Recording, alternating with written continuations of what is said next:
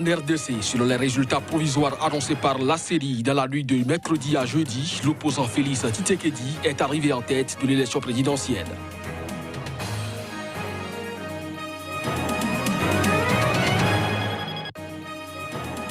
Enlèvement et rapatriement illégal vers Kigali et de réfugiés de nationalité rwandaise. 8 gradés de l'armée et de la police ougandaise impliqués dans ce dossier ont été inculpés.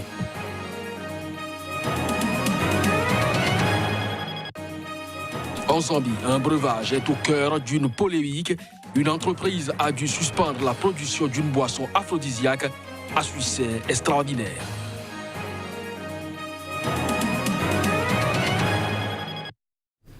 Bonjour à chacun, bonjour à tous et bienvenue dans cette session d'information sur Sika. L'attente aura été longue en République démocratique du Congo.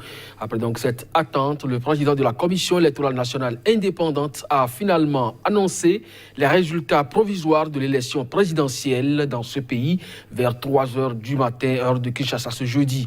Ayant obtenu 38,57%, est proclamé provisoirement président de la République démocratique du Congo.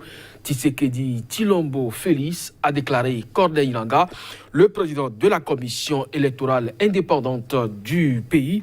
C'est une information tout au long de la journée. Nous allons donc revenir dessus pour les tenants et aboutissants, mais parlant toujours de cette actualité électorale mouvementée en RDC, alors que la CENI avait donc prévu de proclamer ses résultats ce mercredi. Des ONG et mouvements citoyens ont appelé les Congolais à descendre massivement dans la rue si le choix à leur élection présidentielle n'est pas respecté.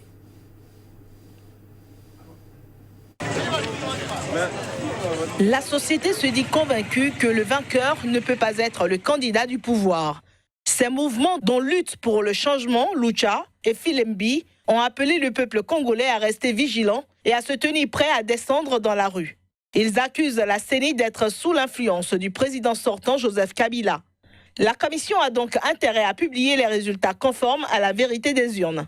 La CENI avait commencé mardi soir des réunions plénières en vue de la publication des résultats. Les organisations de la société civile exigent de la CENI la fin du suspense.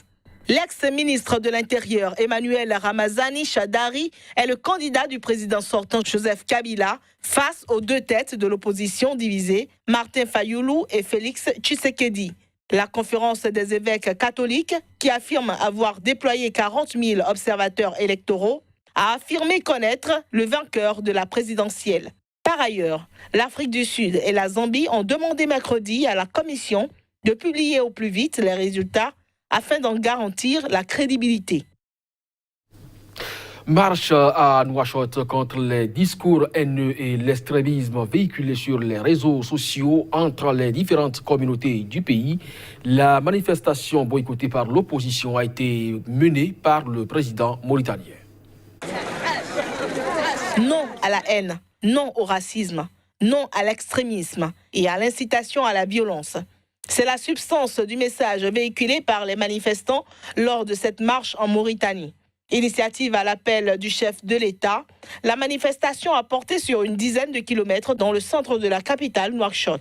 Le président Ould Abdelaziz, qui manifestait pour la première fois depuis son arrivée au pouvoir en 2008, était à la tête du cortège en présence des membres du gouvernement. Cette marche répond à de virulentes polémiques qui agitent les réseaux sociaux dans le pays entre activistes des communautés arabo-berbères et aratines.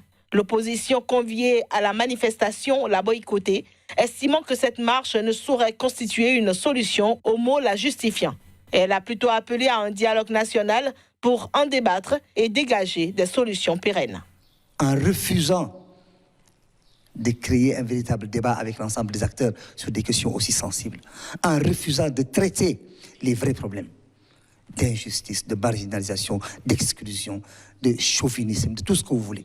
Ce sont des pratiques dont lui assume le pouvoir, l'entière responsabilité. Donc non, je ne pense pas que les partis d'opposition, aujourd'hui, puissent, s'ils veulent être crédibles, participer à une telle machination. Pour cette marche, la journée de mercredi a été décrétée chômée et payée. C'est le moment de riposte au Soudan. Des centaines de manifestants ont acclamé ce mercredi le président soudanais Omar El-Béchir à Khartoum. C'était dans le cadre d'une manifestation pour soutenir son régime. Un régime en proie à une forte contestation ces dernières semaines en raison de la cherté de la vie. Voici les images. Ils étaient des centaines de manifestants à acclamer le président soudanais à Khartoum en criant « Dieu est le plus grand » ou encore « Oui, Béchir, nous te suivons ». Des hommes, des femmes, des enfants, arborant des bannières de soutien au chef de l'État, étaient arrivés ce mercredi matin en bus pour prendre part au rassemblement. Tout se résout dans le dialogue et non avec la violence. Nous sommes avec les Soudanais. Nous aimons aussi le Soudan. Notre chef assume ses fonctions. Nous avons besoin de lui et nous le soutiendrons. Le président Béchir a salué ses partisans rassemblés dans le grand jardin Green Yard de la capitale avant de s'adresser à la foule en agitant un bâton. Je salue à nouveau tous ceux qui se sont rassemblés ici sur cette place. D'ailleurs, ce rassemblement envoie un message à ceux qui pensent que le Soudan va finir comme d'autres pays qui ont été détruits. La question est claire. Il y a 1, 2, 3 conditions. Si vous les suivez, tous les problèmes seront résolus. Des centaines de policiers anti-émeutes, des soldats, des agents de sécurité, dont certains armés de fusils d'assaut, étaient déployés pour sécuriser les lieux du rassemblement. Cette manifestation était la première à Khartoum en soutien au président Omar El-Béchir depuis le début du mouvement de contestation au Soudan le 19 décembre dernier.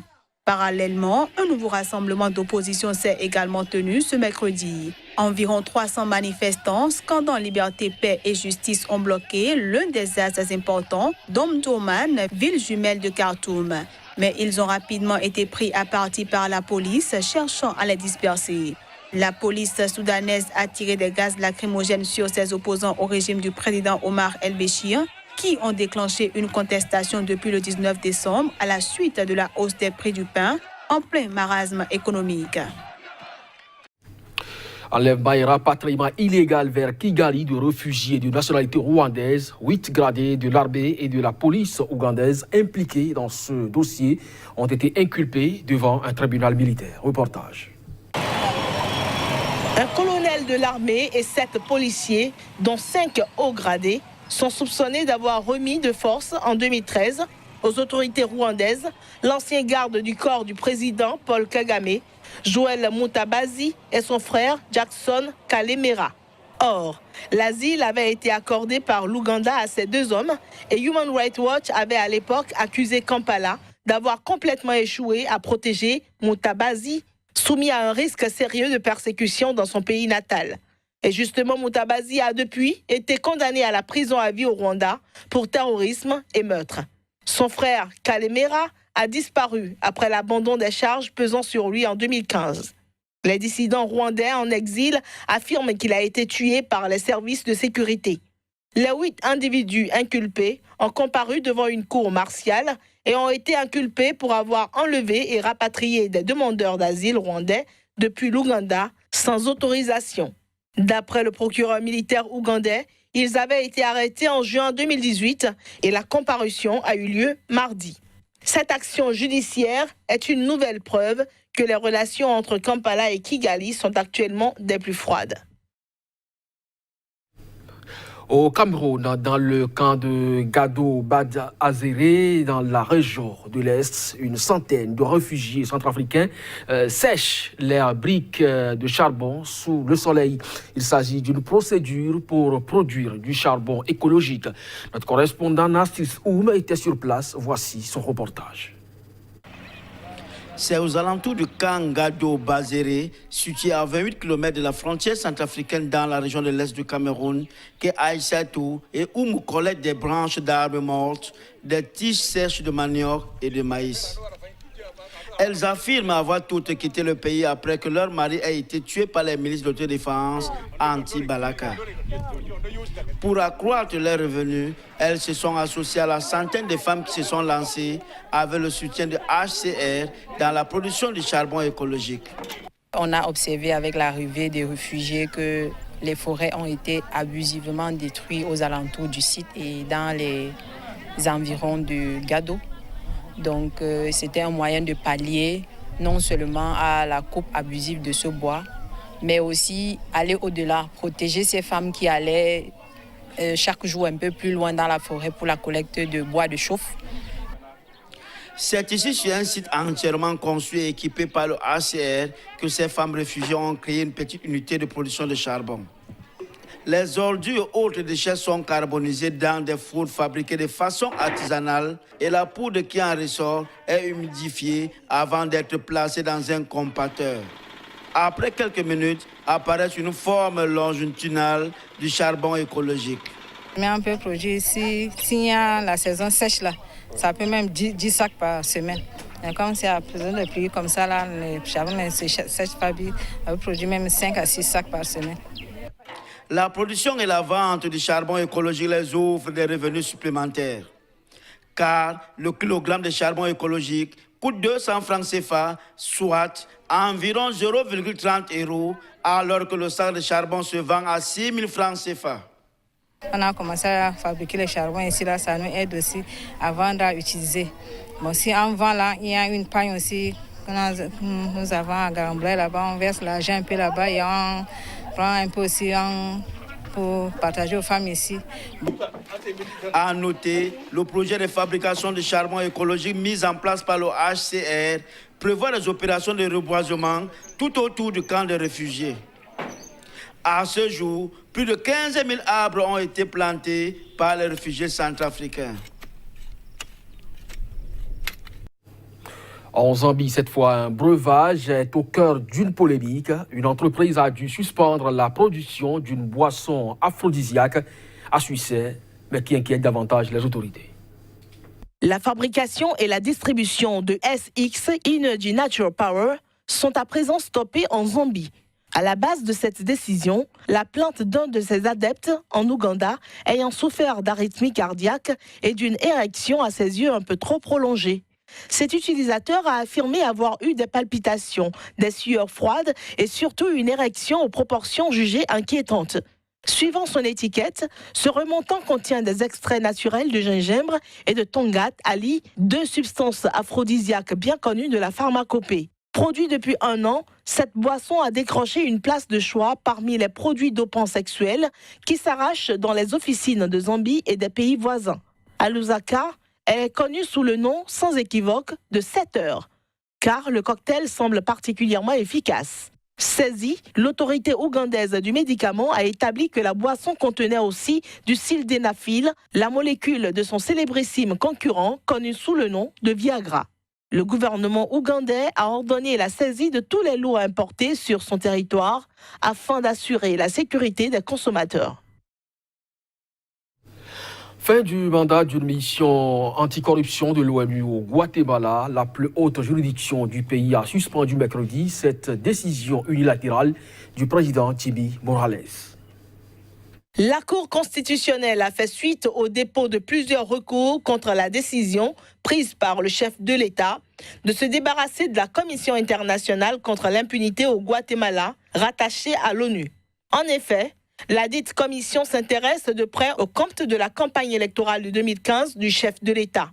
Dans sa décision, la Cour constitutionnelle exhorte les autorités à faire en sorte que tout soit fait pour faciliter le travail à la mission onusienne. Le gouvernement guatémaltèque a mis fin lundi de manière unilatérale à la mission anticorruption, soulevant une vague de critiques internationales et de protestations au Guatemala. La fin de la mission était initialement prévue le 3 septembre 2019. Les tensions entre le président Morales et la mission onusienne remontent à 2016, lorsque son frère et son fils ont été accusés de fraude fiscale et de blanchiment d'argent. Elles sont montées d'un cran à l'été 2017, quand la commission et le bureau du procureur ont demandé la levée de l'immunité présidentielle pour enquêter sur les soupçons de financement électoral illicite pendant la campagne de 2015. Le 18 décembre, le Guatemala a retiré l'immunité à 11 des enquêteurs de la mission et ordonné leur expulsion. C'est la fin de cette édition, mesdames, messieurs. Merci de nous avoir suivis. Pour la communauté béninoise qui célèbre la fête du Vaudou, on leur dit bonne fête, très bonne journée en compagnie des programmes de Sika. À très bientôt.